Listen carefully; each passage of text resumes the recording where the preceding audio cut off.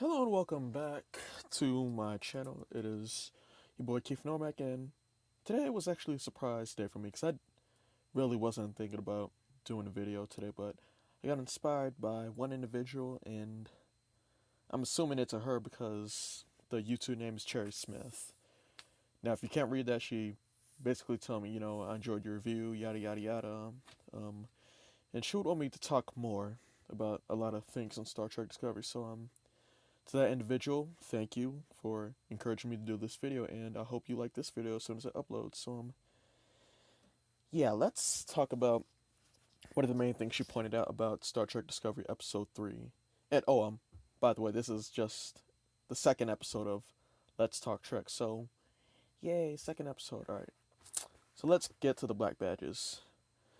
Now, obviously, if you've seen the episode when Michael Burnham and the other prisoners in that transport ship arrive on the Discovery, they notice certain officers that are armed with, big gun phasers and all that, and have black badges, and like there's no kind of insignia on it to signify their specialty, their field of operations.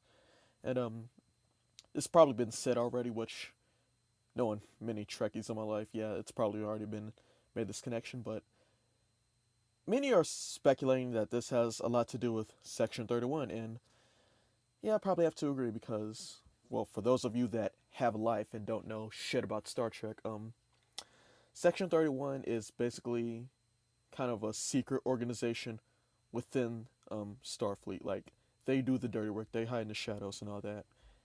And for those, like, Section 31, it was first, I don't know if it was first brought up, but it was mainly brought up in Deep Space Nine with Inspector Sloan, which will be the guy to the far right. And yeah, I hope it's not just a nod. I really hope it's kind of Section 31 for this, because with this time with the Federation at war with the Klingons, I would very much like to see, well, not see, but with this time at war with the Klingons, they're going to have to probably go dirty or be dirty, get their hands dirty, because, they have to win the war.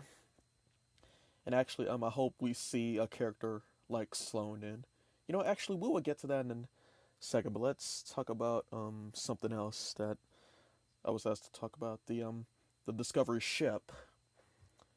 Now, honestly, I I like the Discovery ship. I really have no gripes about it. But one main one thing I'd have to kind of point out and nitpick about is with the fact how it looks so technologically advanced from the 10 years from now when we meet Kirk in the Enterprise. But to be fair to that statement, you can't really blame the production team.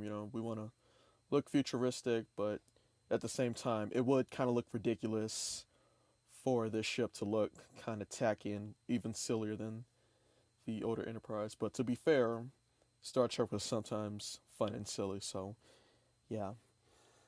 With that out the way, let's talk about the Klingon ships. Now, to be honest, like, you've seen my review, I don't really like the Klingons, and something I probably wanted to add is their ship designs in like the previous series. I didn't really think were all that impressive, but with Discovery's ship and their interpretation of Klingon ships, they look pretty fucking scary. Yeah, they actually pretty do. Like, I'm in space, like just little ass shuttle, and that ship pops up. I'm surrendering. Go ahead, take my cargo, kill me. Just, I give up. I'm not fighting against that. But also, I kind of like how in the first episode they introduced the idea that they're dead, like they put their dead on the outside of the ship.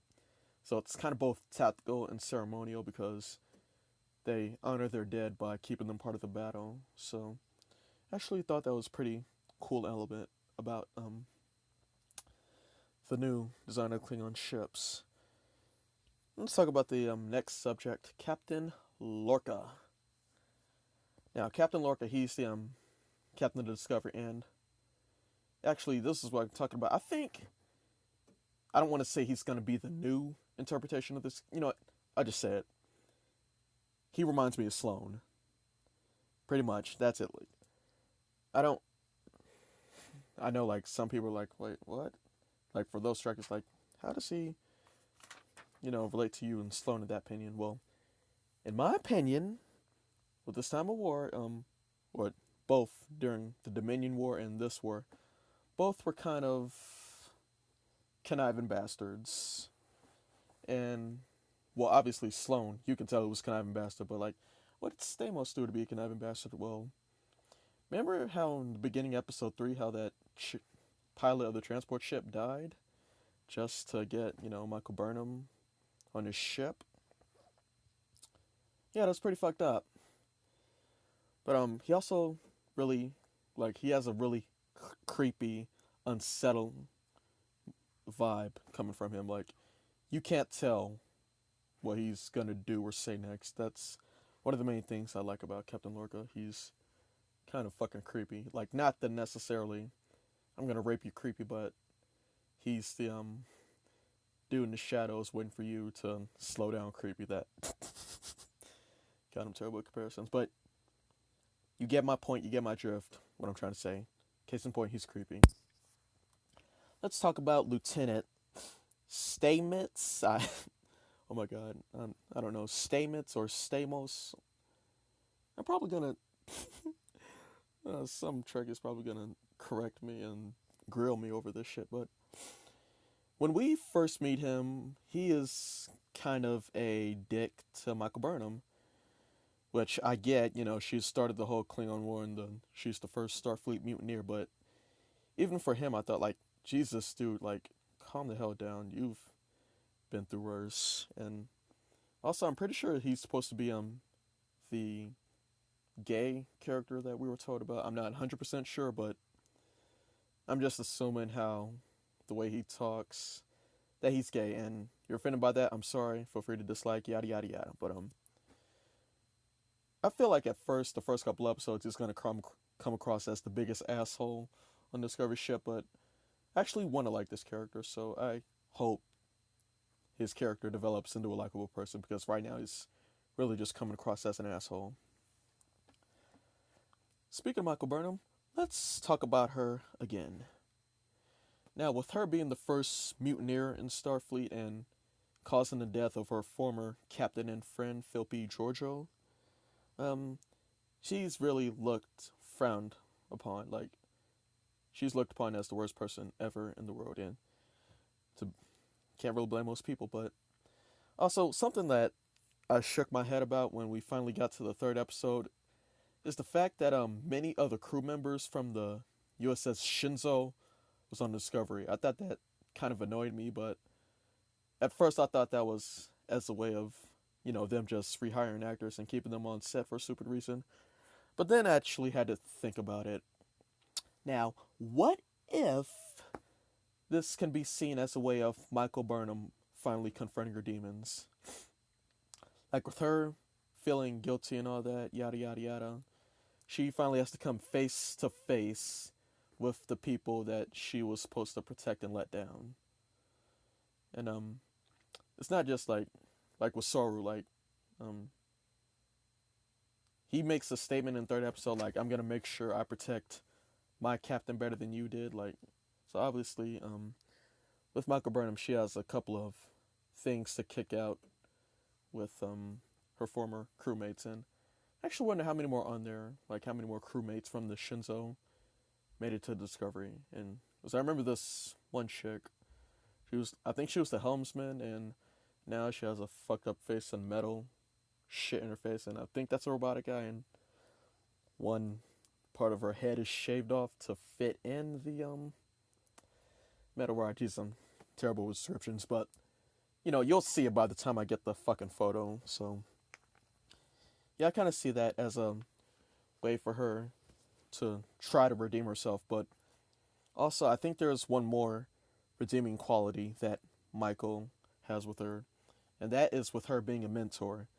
Now again, I'm really referencing the third episode, but it's because a lot of shit happens in the third episode.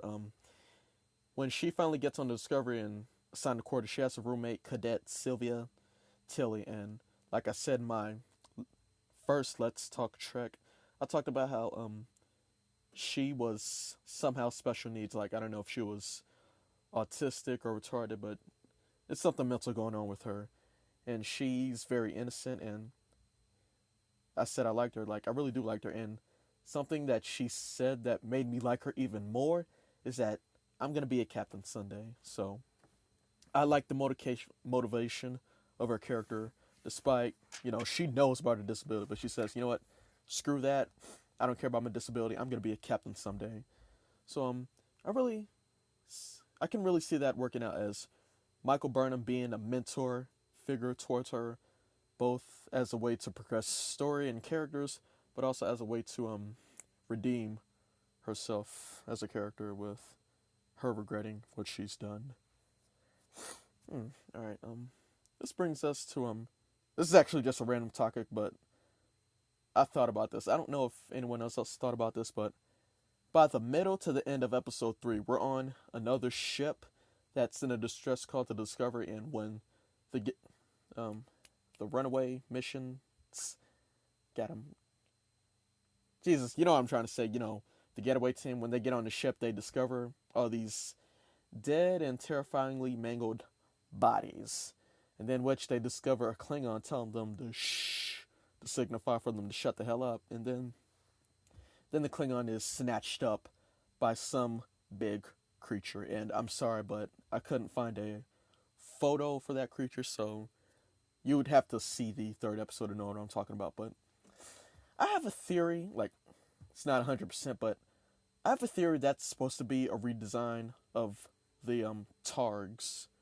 I'm pretty sure that's the name, but for those of you that don't know, Targs, they're basically the dogs of the Klingons. And if you've seen previous Targs, then you know that the shit that they showed on the third episode is very, very fucking bigger than the original designs of Targ.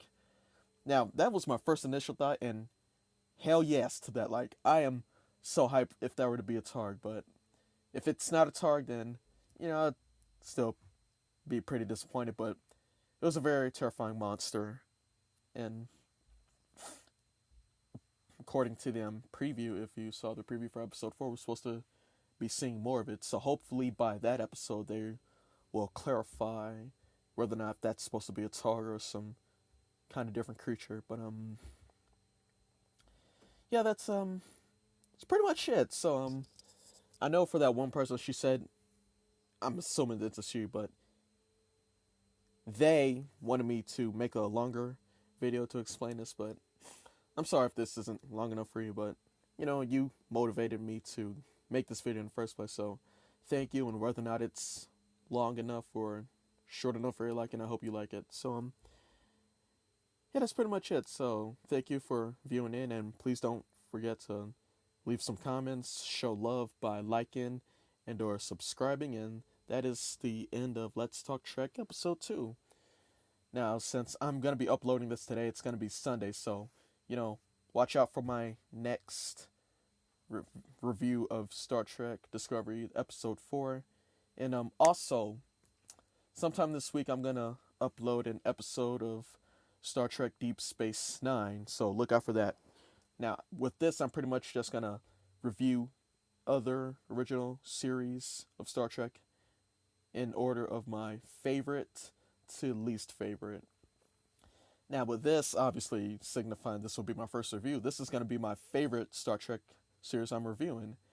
And with some, you would probably know what my least favorite Star Trek series is. Hint, hint, almost everybody hates that Star Trek series.